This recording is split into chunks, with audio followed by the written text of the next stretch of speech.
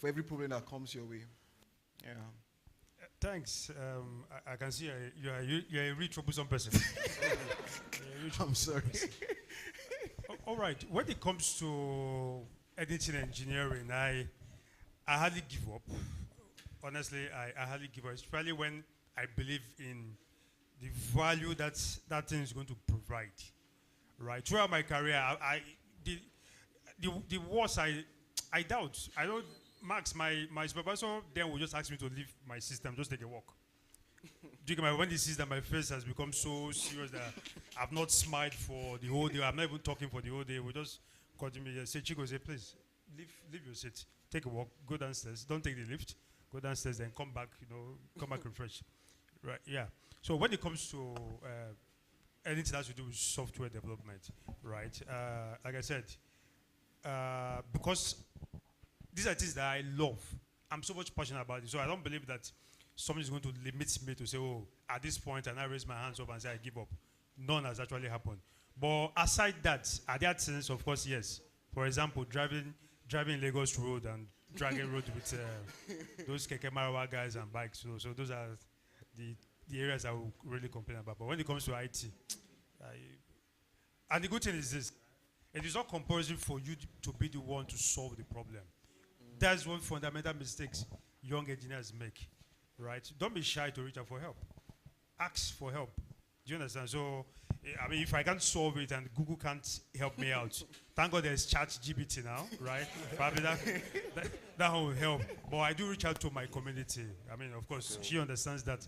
I reach out to my community, I reach out to people, and to your surprise, you find out that either somebody has solved this somewhere, or somebody put heads together with you and say, hey, try it this way and let's see, and you get it done, and that's just it.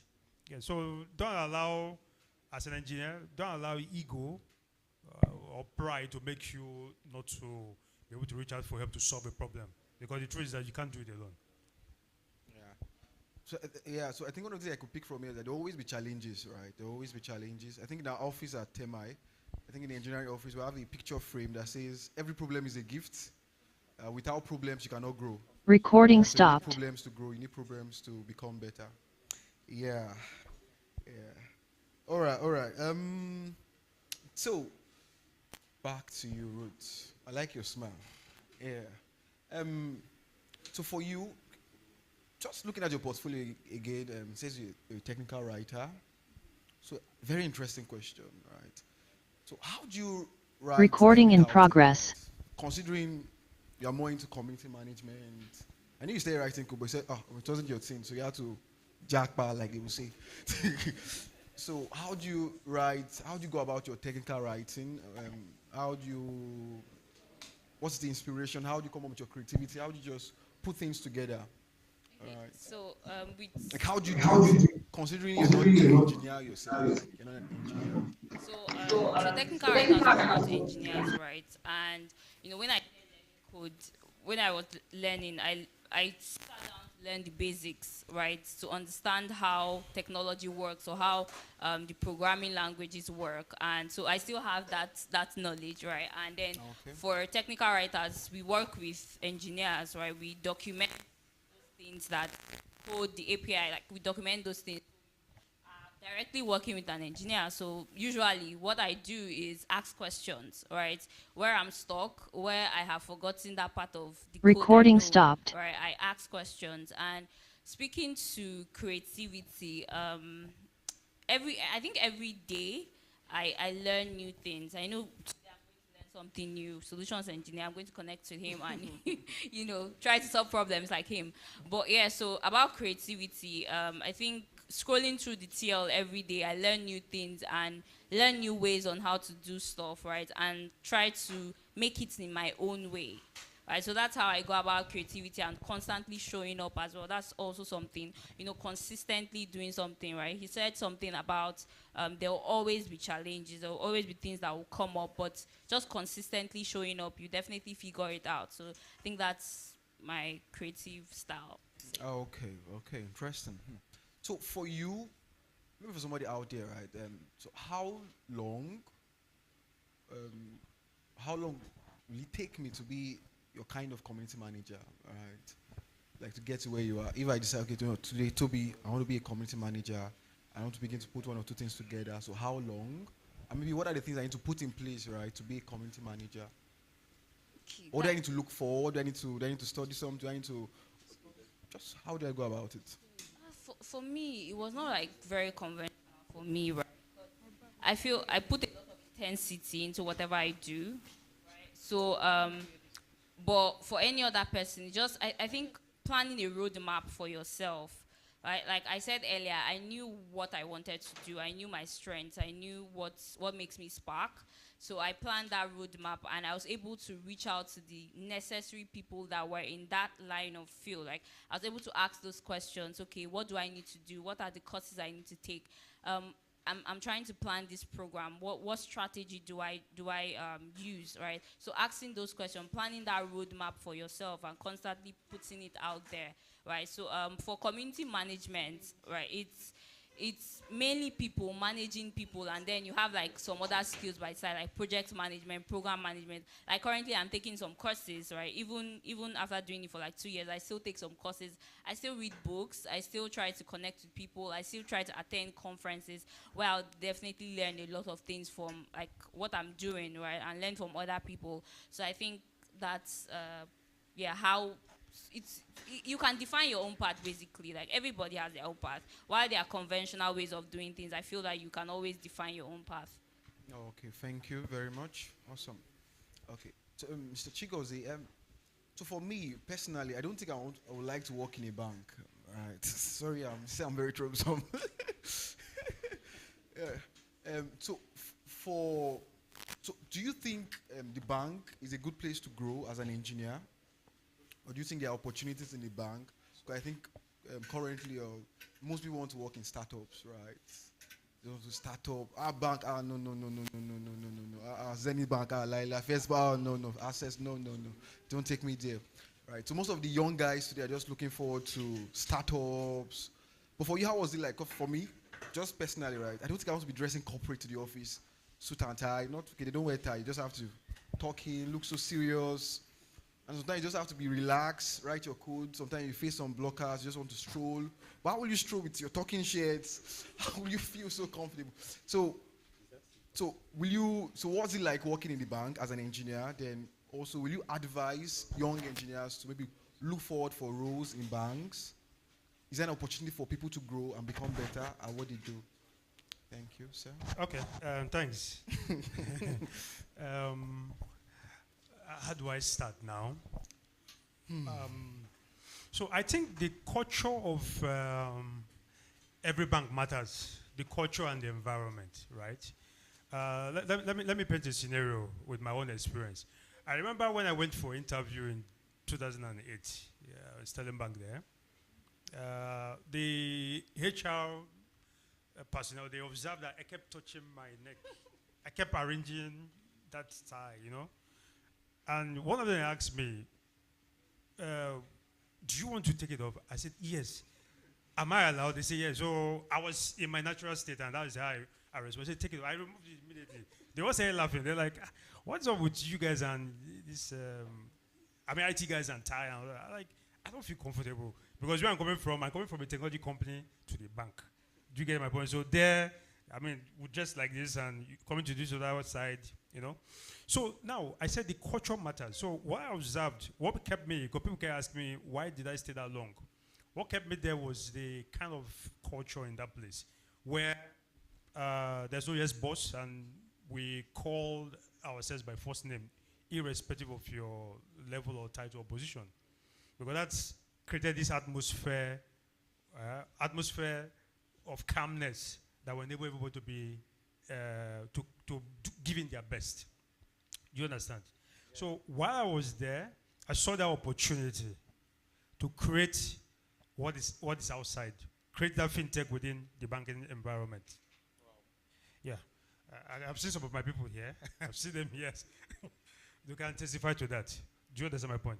So there we started creating a solution that when we speak to the young, of course, I've interviewed so many young ones, right? At the preliminary time, just to get their CV in, When they ask me, is it a bank? They say, no, no, no. I have to not start explaining. They say, relax. I understand.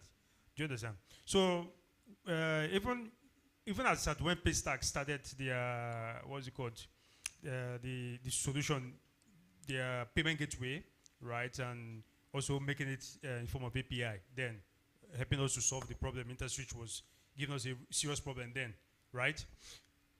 We also created our own kind of solution called the SPay, where we're like, okay, fine, we're not afraid of fintechs. We rather want to partner with them, right? And of course, they are out there, people love them. So when they connect to us, they become an extended front end for us. Do you get my own strategy?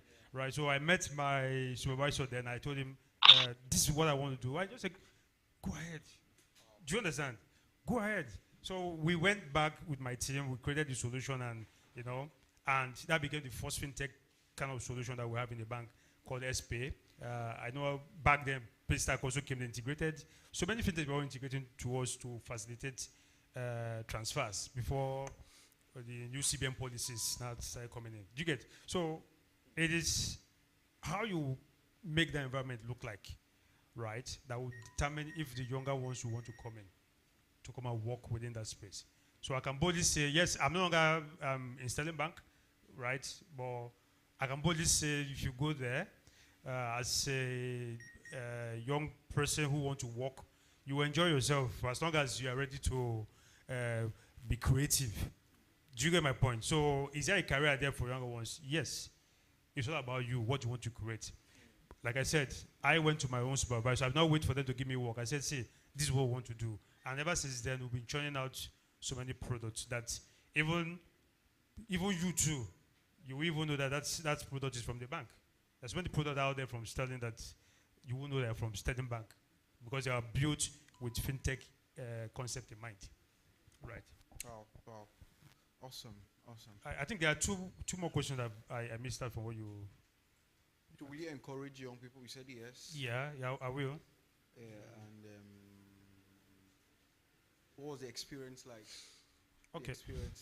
So to summarize, the experience for me was great, but of course, it comes with a lot of stress. I assume that's same thing too in the fintech space too, right? So it comes with a lot of stress. One advantage the fintech guys or the tech guys have today is that CBN is not coming breathing down your neck, But in the banking space, that pressure is always high. Do you get my point? So, and you have to keep up to that energy, right? Because one, you just have to make sure that your bank wouldn't be the one to be found wanting by CBN.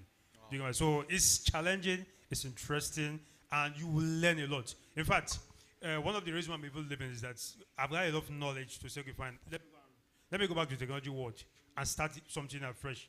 But this time around on a higher level, a CEO role to run a technology company from ground up. If I've not gotten that experience, I won't have that confidence to want to leave. Yeah. So it's a great place to work. Thank you. Wow, awesome. Okay, so back to you, Roots.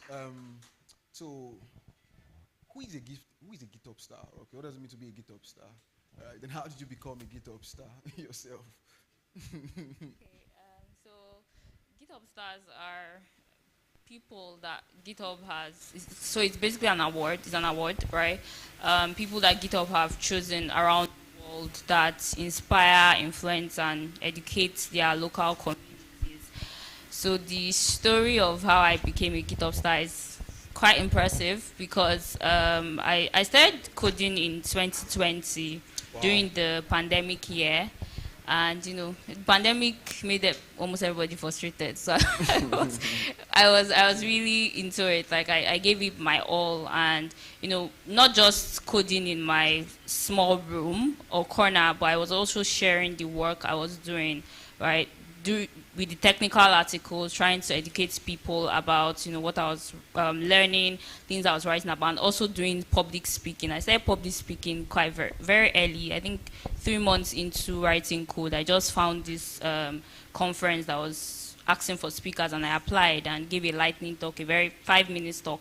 Right, so with that intensity, like coding, trying to encourage other people to get into open source, trying to encourage other people to write, speaking about what I was doing. GitHub recognized the work. So it's a nomination process, actually. So people nominate you, like, I don't even know who nominated me, right? Oh. So people nominate you, and then GitHub kind of like scans through your public contributions to your community, your local community, and then they give you the award, right? And I think over the past 3 years or 2 years, I've also gotten very good awards from GitHub and also from other communities. So yeah, so that's what it means. And then there are a lot of swags. I think literally my whole workspace was they sent in everything. So there are a lot of swags. There are a lot of, like, you have access to the GitHub staff. Your beta access to a lot of tools. So there's a lot of things involved in it. Wow. That's really interesting and good to know. Okay, so for you, just asking again, right? I know you said managing people. Were there other challenges, even aside managing people, for you as a community manager, technical writer, a GitHub star, open source contributor? Yeah. So there's burnout. Like, we managing people sometimes. When you give, especially when you're doing it so passionately, it begins to tire you sometimes, all right? And I think I faced that a lot, even as a technical writer, being creative all the time. So there's burnout, which I had to take, like, I had to resign from my job at some point. Wow. Because of I was literally tired of everything, right? So there's burnout. There's also okay, going back to managing people, there are sometimes when you put up, I don't know if there's a community manager here, when you put up an event and you feel it to be very useful to people and then nobody shows up. That's hurt, that pain. So, that's also there.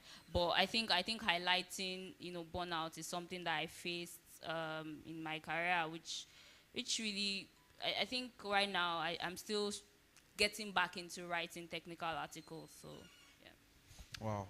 Wow. So what's your advice for people that want to be open source community managers? Do you have an advice for them, or what do you advise them to do?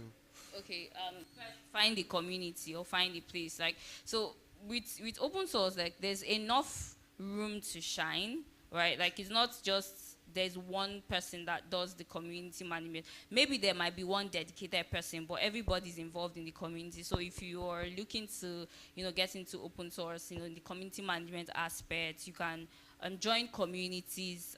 There's Open Source Community Africa, which is very popular here in Africa. There's even the one I manage as well, Chaos Africa as well, which you can be part of and contribute your skill set to the community. Okay, thank you very much. Okay, I just have like 2 questions more for the both of you. So how do you manage, I think she mentioned about burnout, right? So for you that worked in the bank, you had like years of experience in the bank, a lot of years of experience. So how did you manage your health, right? Can use a lot of effort being an engineer, go through the night, wake up very early, like back to back, day in, day out, you're working, you're thinking, you're always thinking of a solution to a problem, while you're dreaming. I mean, while you're sleeping rather, you're dreaming of the solution to the problem. I think one day something very funny happened. I was sleeping and I just saw myself doing something. I was battling with an issue at the office and a particular problem. I just woke up, stood off my bed, went straight to the laptop, and started trying to implement it. So how did you manage the whole thing? Yeah, so standing here today, looking so fresh and strong. How did you do it? Okay. If we were in Jamaica, I would have said I would have been smoking weed to make sure that we keep ourselves agile and alive, well, there are a couple of things that that will put up within my environment, that is within my workspace then. Right, we try as much as possible to make sure we take some time out, right? Even though when you go on leave, there's something called leave. Right? You go on leave, you even know whether you're on leave or you're working. But at most, there must be a day whereby you switch off your phone and rest. Let others take care of the work. That's one. Then, for me as a person, I do play video games.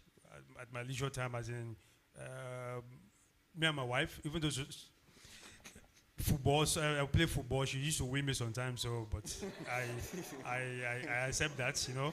But all that is just to make life easy for one, because the truth is that our head, I mean, the stress level is quite high, right? I'm sometimes, if I go to do general checkup, I just go to the hospital, even though it looks abnormal to the doctors. I say I came to do checkup. What is wrong with you? Nothing. I just came to do checkup. You know, I do that just to know my health status, because my mental health is very key, right? My health status to know.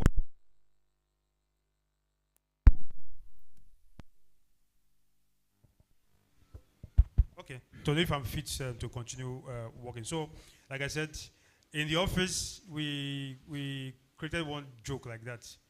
Uh, when, you know, sometimes business guys are funny, you know, when they come to engineers, for the engineers here, you know how you handle them. So there's a word we coined, called it, and this is in line with APIs. So we call it Olodo API, right? So Olodo API is a joke that we created to say, when somebody who asks you to do something like this, like this, like this, right? And now you're done with it, tested it, you walk that way, right? And the person all of a sudden start acting like as if they are not the ones that asked you to do that, right? Even when you show them clearly it was documented, the request was documented, right? They just connect to this wireless service and not doing anything anymore. Wow. Yeah. So we just connect to the web service. The guy is connected to the web service. You can't get anything out of him, because within the web service there's no response. It's void. You get my point? So we kind of put all those kind of things in place to make sure, what's it called? I don't want to say the mental strength there is for the strong. No. I know a couple of colleagues that have been affected health-wise, because it's not easy out there. I mean, I don't want to use the word that working in the bank as an engineer it's not for the faint. No. But you must be strong mentally. You get my point? I mean, like I said, if we're outside this country, I was like, okay, fine, go. I mean, that's my colleague that used to tell him that when he comes to me, I say, go and smoke, okay, go downstairs. Go behind that. I mean, of course, just to bring it back to life. That, hey, guy, I understand that the stress is there. However, try and see, probably take a walk,